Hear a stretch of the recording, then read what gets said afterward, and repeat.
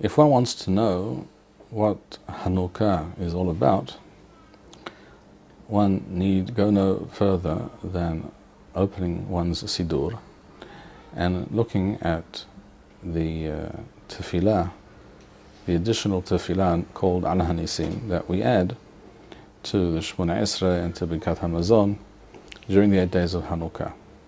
If one reads this nusach, this tefillah called Al Hanisim, which exists in all Siddurim, in all the different customs and minhagim in Am Yisrael today, with small variations, one sees that the entire discussion, the entire theme of this Tefillah Al Hanisim speaks about, and I quote, Al Hanisim wa ala givuroth wa al hatishu'oth wa ala milhamoth she'asita la'avothenu b'yamim ha'hem b'zaman hazeh, that we are thanking you, Hashem, for the salvation, for the assistance you gave us when fighting our enemies here in Eretz Yisrael 2,200 years ago approximately. That is what Hanukkah is all about. Those are the words of Hazal as we find them in our Siddur, and they tell us what it is all about. And if one looks at the continuation of that very same nusach, one finds that this is precisely what is described, how the Greco-Syrians who ruled Eretz Yisrael at that time, how they instituted decrees against the Jewish people living according to the Torah and continuing the traditions of their forefathers, and how the Jewish people rose up, headed at first by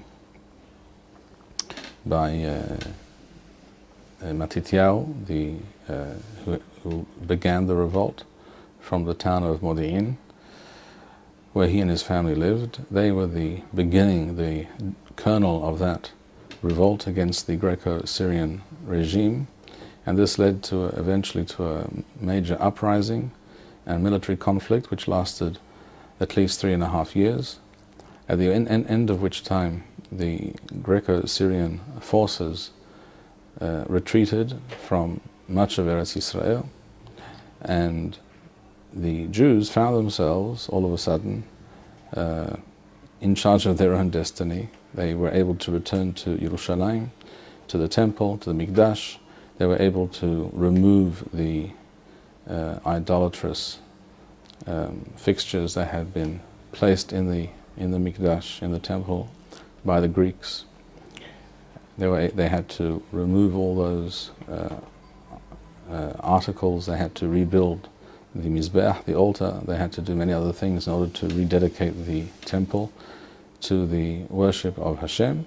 And this they did, and at the end of that process of rededication and rebuilding and cleansing, they celebrated and thanked Hashem for 8 days. This is what is recorded in the book of the Maccabees, Sefer Hashmonaim, or Sefer Maccabim, as it's also known in Hebrew.